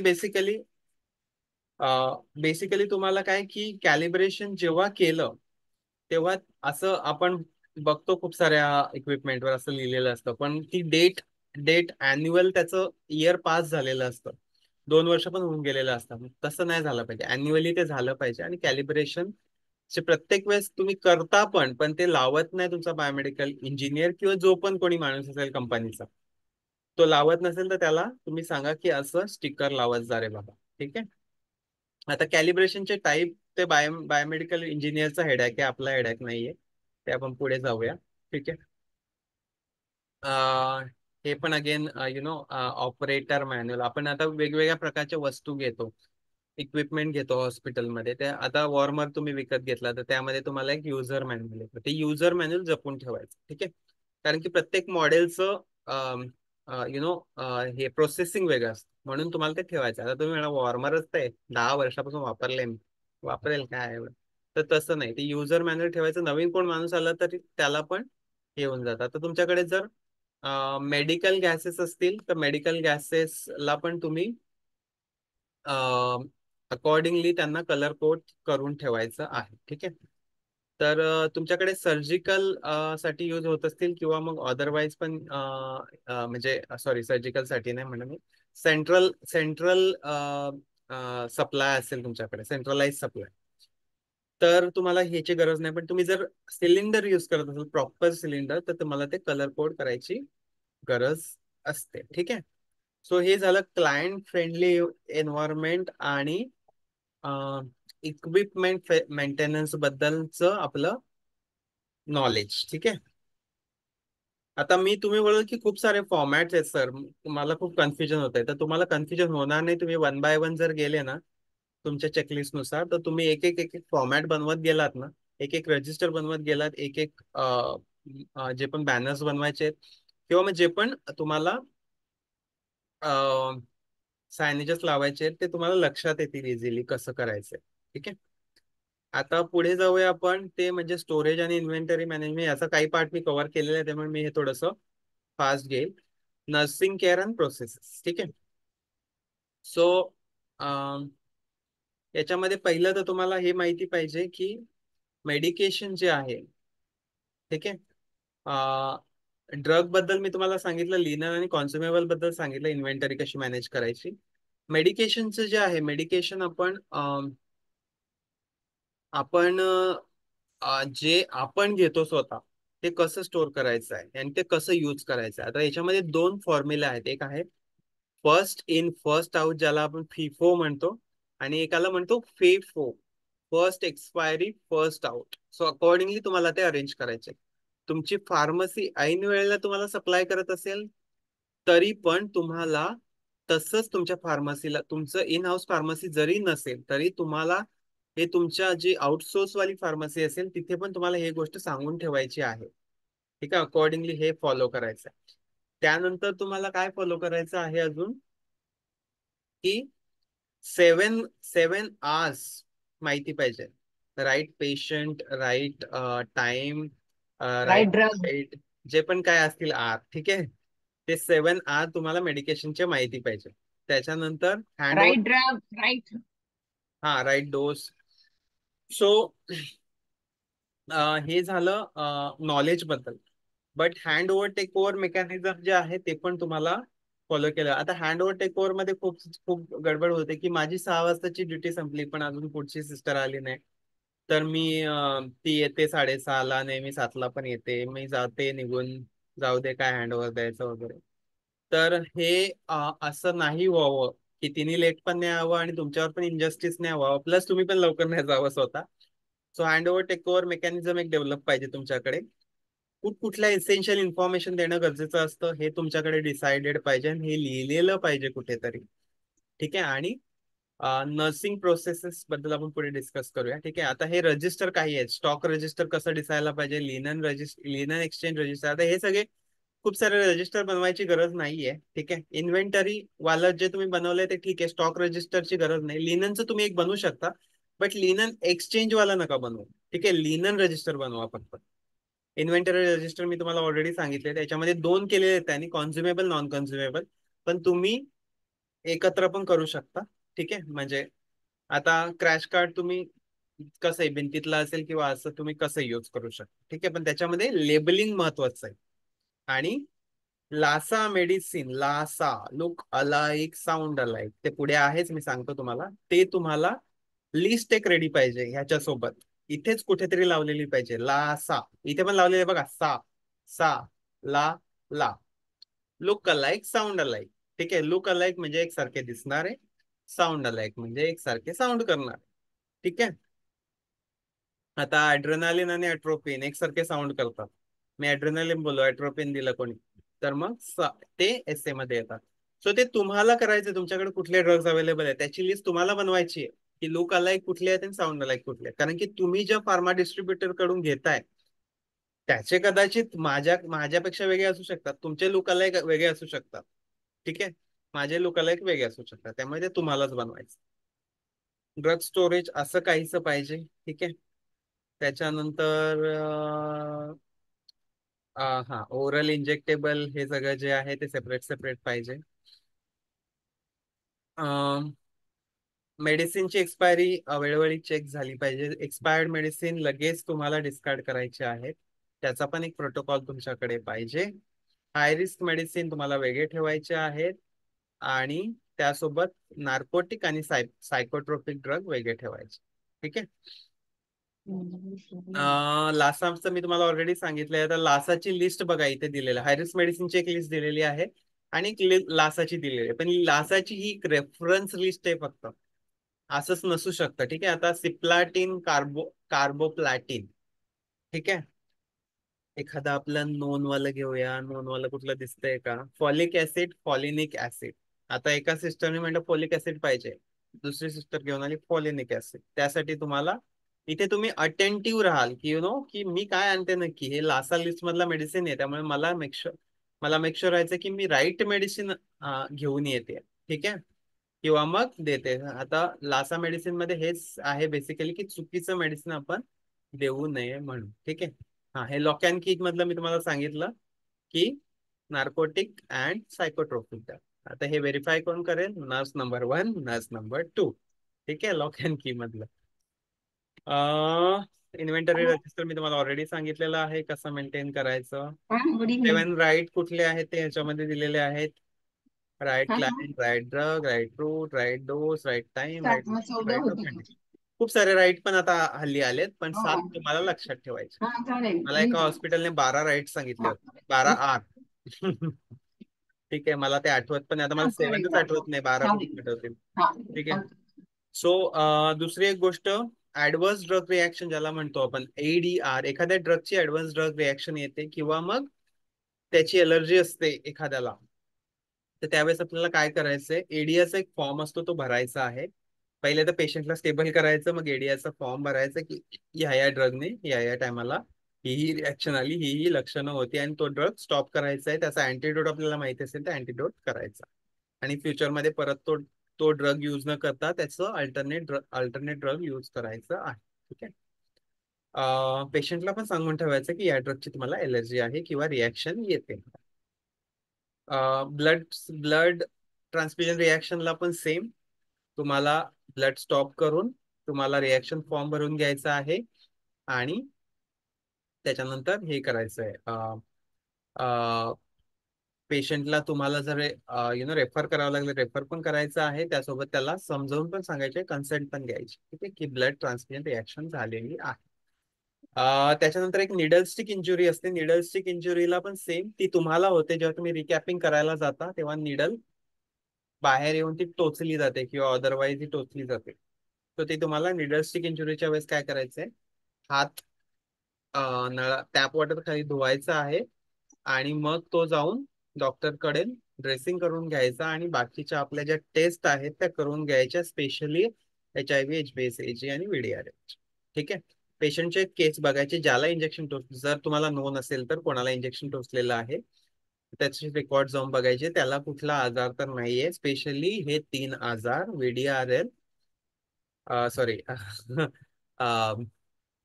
HIV, त्याच्यानंतर हेपेटायटिस बी आणि सिफिलिस. ठीक आहे, हे आजार तर नाही. ब्लड ट्रान्सफ्युजनच्या वेळेस जर रिॲक्शन नाही आली तर त्याचा मॉनिटरिंग चार्ट असा काहीसा असायला हवा. ठीक आहे. तुम्ही अगेन कस्टमाइज करू शकता तुमच्यानुसार.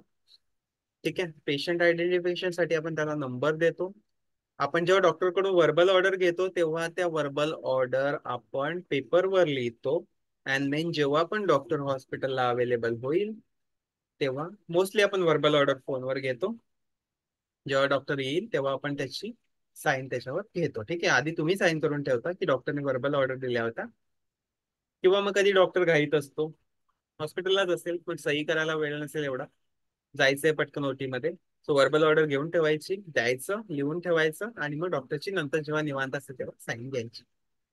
Hand over take over register तुम्ही मेंटेन करू शकता, बट हँड ओव्हर टेक ओव्हरचा रजिस्टर जरी नाही मेंटेन केला तरी तुम्हाला प्रोसिजर नक्की फॉलो करायचे आहेत, जे पण बेसिक तुम्हाला हे द्यायचे आहेत. ठीक आहे. हाय रिस्क पेशंटला व्हीलचेअर वगैरे जे पण काही रिक्वायरमेंट आहेत ते तुम्हाला प्रोव्हाइड करायचे आहे. ठीक आहे. आता आपण शेवटचा पार्ट बघूया. यातला शेवटचा पार्ट आहे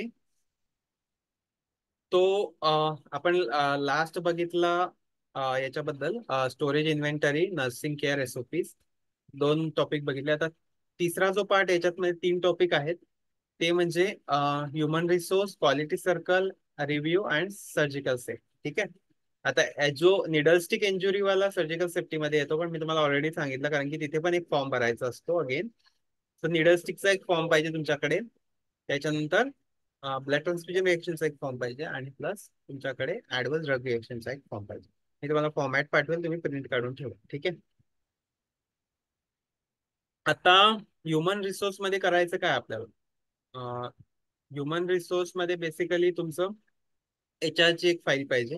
जे पण तुमचे स्टाफ आहेत त्या फाईलमध्ये जॉईनिंग लेटर पाहिजे. त्याच्यानंतर जॉब डिस्क्रिप्शन, काय काय कामं आहेत, RMO ची काय कामं आहेत, स्टाफ नर्सची काय कामं आहेत, मावशीची काय कामं आहेत, क्लास 4 ची काय कामं आहेत, वॉर्ड बॉयची काय कामं आहेत, हे सगळं पाहिजे. त्यासोबत प्रत्येकाचे biodata, medical history, emergency contact number, bank detail, training record, credentials, ID proof, character certificate नसेल तरी चालेल, experience certificate, immunisation record, group insurance policy if applicable. तुमच्या हॉस्पिटलला तसा असेल ग्रुप इन्शुरन्स, नसेल तर ठीक आहे. रेकॉर्ड ऑफ गुड वर्क, जर तुम्ही हॉस्पिटलला काही अप्रिशिएबल काम केलं असेल तर त्याचा पण रेकॉर्ड पाहिजे. आणि तुमच्या जे पण डिसिप्लिनरी ऍक्शन त्याच्यावर कधी इन पास घेतले असतील तर त्याचे पण रेकॉर्ड पाहिजे. ठीक आहे. सो याच्यामध्ये अगेन गाईडलाईन्स त्याच आहेत. ऑब्स्ट्रक्टेड लेबर काय आहे, प्रीटर्म लेबर काय आहे, पोस्टपार्टम PPH, एक्लाम्शिया, न्यूबॉर्न रिससिटेशनच्या सगळं मला एव्हिडन्स बेस्ड प्रॅक्टिसेसच्या तुमच्याकडे प्रोटोकॉल्स अवेलेबल पाहिजे. स्टाफ ड्युटी रोस्टरचं मी तुम्हाला ऑलरेडी सांगितलंय 15 दिवस आधी. मॅक्सिमम एक मिनिमम मी तुम्हाला सांगितलं 15 दिवस आधी, पण 1 महिना आधीच आहे प्रेफरेबली बनलेलं पाहिजे तुमचं. सो ते झालं, हे झालं ड्युटी रोस्टर. कॉम्पिटन्सी असेसमेंट मध्ये आपण त्यांची एक ट्रेनिंग जेव्हा कंडक्ट करतो, मंथली ट्रेनिंग, स्टाफचं मंथली ट्रेनिंग कंडक्ट करायचं असतं कुठल्याही टॉपिकवर. आता मी घेतोय ती ट्रेनिंग नाही, तर क्वालिटी मॅनेजर जो आहे त्यांनी एक ट्रेनिंग कंडक्ट करायची असते. त्यासोबत त्यांची प्री टेस्ट आणि पोस्ट टेस्ट सेम टॉपिकवर घ्यायची असते. त्यामध्ये तुमचं फायर सेफ्टी असू शकतं, कोड असू शकतं, काहीही असू शकतं, एनिथिंग. ठीक आहे. त्याच्यामध्ये इन्फेक्शन प्रिव्हेन्शन आहे, अनेस्थेशिया रेकॉर्ड किपिंग आहे, रिस्क मॅनेजमेंट, असे टॉपिक दिले. कुठलाही टॉपिक तुम्ही चूज करू शकता, पण रिपीटेटिव्ह टॉपिक नको. ठीक आहे. वेगवेगळे टॉपिक पाहिजे. स्टाफची हेल्थ इम्पॉर्टंट आहे. हे झालं निडल स्टिक इंजुरी बद्दल मी तुम्हाला ऑलरेडी सांगितलेलं आहे. निडल स्टिक क्लीन करायचं, रिपोर्ट इट अँड देन हे बघायचे सगळं, गॅदर इन्फॉर्मेशन फ्रॉम पेशंट ज्याच्या झालंय त्याच्याकडून, आणि त्याने फॉर्म भरायचा. ठीक आहे. एक ग्रीव्हन्स रिड्रेसल कमिटी असते. ठीक आहे. ग्रीव्हन्स रिड्रेसल कमिटी काय करते, तर आपण एक फीडबॅक फॉर्म घेतो पेशंटकडून, प्रत्येक पेशंटकडून सॅटिस्फॅक्शन फॉर्म. तुमची सर्व्हिस कशी वाटली, एक आपण फॉर्म बनवतो, फीडबॅक फॉर्म, आणि आपण एक फीडबॅक बॉक्स ठेवतो. ठीक आहे. तो फॉर्म टाकण्यासाठी प्रत्येक पेशंट कडून आपण तो बनवून घेतो आणि भरून घेतो, आणि त्याच्यावर आपण रिव्ह्यू करतो. त्याच्यामध्ये पेशंटला काय काय डिफिकल्टी होत आहेत आपल्या हॉस्पिटलमध्ये, मेजॉरिटीमध्ये, त्याच्यावर आपण ग्रीवान्स जे आहे ती कमिटी बसवली. त्यासोबत आपण ग्रीवान्सेस काय, की एखादा पेशंट येईल की डॉक्टर तुम्ही का बरं सर्जरी कंडक्ट केली, माझी नॉर्मल डिलिव्हरी होत होती, अँड देन तुम्ही का बरं सर्जरी माझ्या बायकोची कंडक्ट केली. तर त्यामध्ये पण ग्रीव्हन्स रिड्रेसल कमिटी जी आहे ती मेजर रोल प्ले करते, की का बरं तुम्ही कंडक्ट केली, किंवा तुम्ही जर इलिगली केली असेल त्यांच्या कन्सेंट व्यतिरिक्त, किंवा तिला काही कॉम्प्लिकेशन नव्हता तरीही, तर तुम्हाला त्याचं कॉम्पेन्सेशन द्यावं लागतं. आणि हे ग्रीव्हन्स रिड्रेसल कमिटीचं रिस्पॉन्सिबिलिटी असते. ठीक आहे. सो हे पण तुमच्या प्रोटोकॉल मध्ये मेन्शन पाहिजे. आता क्वालिटी सर्कल हे मोर ऑर लेस क्वालिटी मॅनेजरचं काम आहे. त्याच्यामध्ये काय आहे, क्लायंट सॅटिस्फॅक्शनचं मी तुम्हाला ऑलरेडी सांगितलं. क्वालिटी अशुरन्स मॅनेजरनी काय करायचं आहे, मंथली मीटिंग कंडक्ट करायची आहे, एक कमिटी फॉर्म करायची आहे, जी अगेन ग्रीव्हन्स रिड्रेसल वाली कमिटी जी आहे ती सेम कमिटी क्वालिटी सर्कल म्हणून, क्वालिटी कमिटी म्हणून नेमणूक केली त्याची तरी चालते. आणि SOP ज्या पण मी सांगितल्या त्या मेंटेन करायच्या. आता क्वालिटी सर्कलची जी मीटिंग होते त्याच्यामध्ये आपल्याला सगळंच बघायचं असतं, की मागचा परफॉर्मन्स कसा होता, पुढचा परफॉर्मन्स कसा करायचा, आपल्याला पुढचा प्लॅन.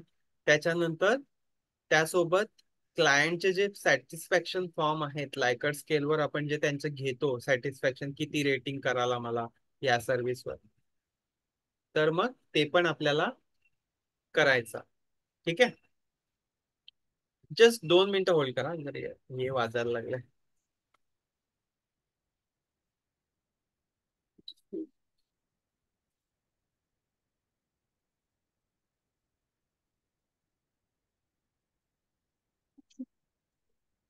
आहे आता गरम लक्ष पाहिजे. तुम्हाला खूप जास्त बंबाडेशन वाटत असेल, बट तसं नाहीये. तुम्ही एकदा करायला घ्याल ना, खूप इझी आहे आणि खूप वन गो मध्ये होऊन जातं ते. ठीक आहे. खरंच क्लायंट गरम. सॅटिस्फॅक्शनचा बरं नाही फॉर्मचं कोणाचं एक दिलं? फॉर्मॅट बघा इथे दिलेला आहे की नक्की हो. अभिप्राय पत्र आपण घेतो. ठीक आहे. सो हॉस्पिटलमध्ये येण्याची वेळ पहिल्यांदाच की एकापेक्षा जास्त. आता याच्यावरून आपल्याला काय असेस करतो की दुसऱ्यांदा आलाय म्हणजे तो ऑलरेडी सॅटिस्फाईड आहे तुमच्या सर्व्हिसेस म्हणून म्हणून म्हणून तो दुसऱ्यांदा आला. ठीक आहे.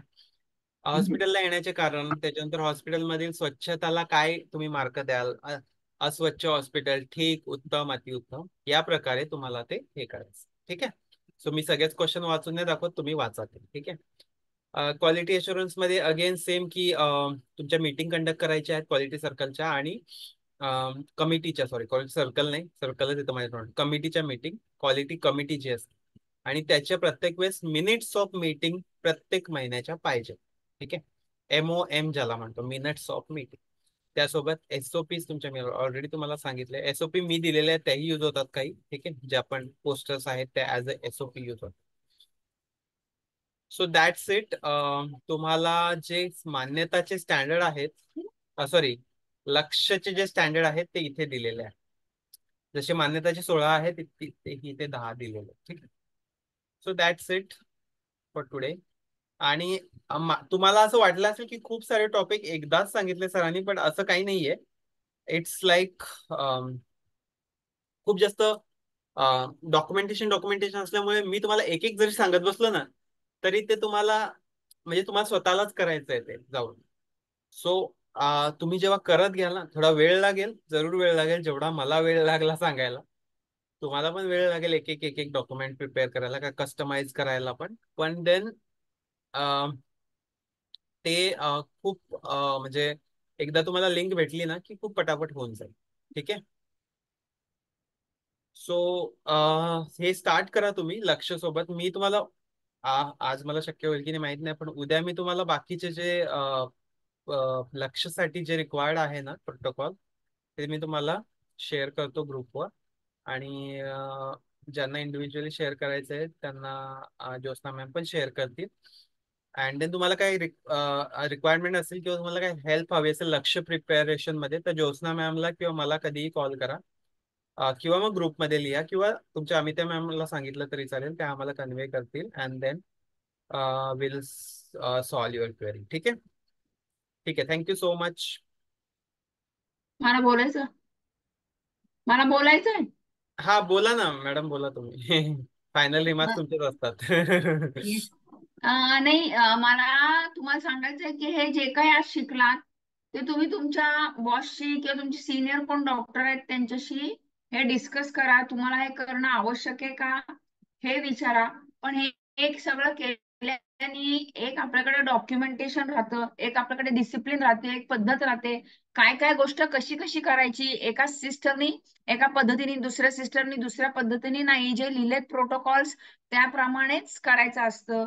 आणि हे जे काही आपण कोड शिकलो, फायरचा कोड शिकलो आपण, नंतर बेबीचा शिकलो कोड पिंक, हे आपल्याला मेडिको लिगलच्या दृष्टिकोनातून खूप महत्वाचे आहेत. त्यामुळे तुम्ही ते परीक्षेला जरी नसेल बसणार तरी पण उद्या जर मंजित सर जे तुम्हाला पाठवतील त्यानुसार जर तुम्ही रेकॉर्ड किपिंग केलं, तसे जर तुम्ही पोस्टर्स करून छापले तर ते तुमच्या उपयोगी पडणार आहेत. त्यामुळे आजचं हे आपल्याला काही उपयोगाचं नाही असं नाही, हे ऍक्च्युली खूप, आता जसं 5 मोमेंट्स ऑफ प्लेन आहे तसं 7 राईट्स ऑफ मेडिकेशन आहेत, ते पण खूप इंटरेस्टिंग आहेत. ते पण तुम्हाला माहिती पाहिजे की एखादा इंजेक्शन कोणत्या डोसनी द्यायचं, कुठे द्यायचं, कसं द्यायचं, कोणी द्यायचं, हे सगळं जर तुमच्याकडे लिहिलेलं असेल, माहिती असेल, तर त्याला एक डिसिप्लिन येतं आणि आपल्या हॉस्पिटलची क्षमता वाढते, आपलं अपग्रेडेशन होतं आणि आपलं हॉस्पिटल पण सर्व मान्य होतं सगळीकडे. की अरे हे हॉस्पिटल चांगलं आहे, इथं सगळे सगळे पद्धती चांगले आहेत, हे पेशंटकडे नीट लक्ष देतात. त्यामुळे हे करणं आवश्यक आहे. नुसतं क्लिनिकल नाही तर तुमच्या मॅनेजरने जरी हे करायला सुरुवात केली आणि तुम्ही त्यांना मदत केली त्याचा उपयोग खूप होईल. त्यामुळे तुम्ही हे नक्की करा. Okay, thank you. Madam, Amita madam. हा मॅम, आहे मी. नाही, ऐका ना, शालिनी देवी आलं नाहीये का? बहुतेक आलेला आहे. नाही, कोण आहे शालिनी देवीत? मला नाव पण नाही दिसत आहे. हे नवीन जॉईनीज आहेत, सॅमसंग SM आणि हे आहे, आणि प्लस अनघा दत्ता पण जॉईन झालेला आहे. हा, अनघा दत्ताचं नाव दिसतंय ह्याच्यात, हम्म. पण मला ह्याच नाही दिसलेलं शालिनी देवीचं कोणच. मॅम परत एकदा हे घेऊ का हो, सांगा अटेंडन्स? मला. भामरे सॅमसंग भामरे भामरे आलेला आहे.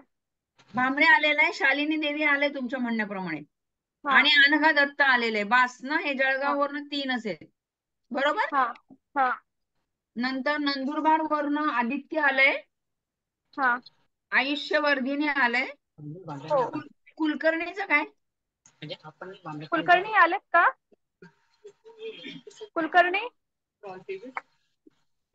कुलकर्णी कुलकर्णी आहे? हॉस्पिटल आलेत का? नाही, कुलकर्णी मधलं कोणी नाहीये. ओके. स्पर्श मधलं आलंय का? स्पर्श स्पर्श हॉस्पिटल. माझ्या मते हे कुलकर्णी आणि स्पर्श मधलं कोणी नाहीये. Okay okay. Okay okay. ठीक आहे. तर मग तर आता आपण निदान तुम्ही गुरुवारी सगळेजण परत हजर राहा. आपण सेशन 1 to सेशन 6 परत घेणार आहोत क्लिनिकल. एक फास्ट रिव्हिजन घेणार आहोत. पण हे तर तिथं नुसतं ऐकायचं काम नाही करायला पाहिजे. तुम्ही तुम्ही थोडं आम्हाला उत्तरं पण द्यायला पाहिजेत. ओके. इथं काय आम्ही देवाचं किंवा काही इथं आम्ही हे करत नाही आहोत, टाळा पिटायला नाही आलेलो आहोत. तुम्ही पण त्याच्यात सहभागी व्हायला पाहिजे. कळलं का? कारण तुम्ही नुसतंच ऐकायचं काम करतायत, निम्म लोक त्यांची कामं करतायत, हे आम्हाला सगळं दिसतं इथून. कोणी उभा राहा, कोण लहान मुलाला आणलंय कोणीतरी, हे बरोबर आहे का? मला नाही वाटत. ह्याला काहीतरी हे पाहिजे की हे अभ्यासाचं आपण शिकलोय, हे आपल्या हॉस्पिटलच्या कामाचं गोष्ट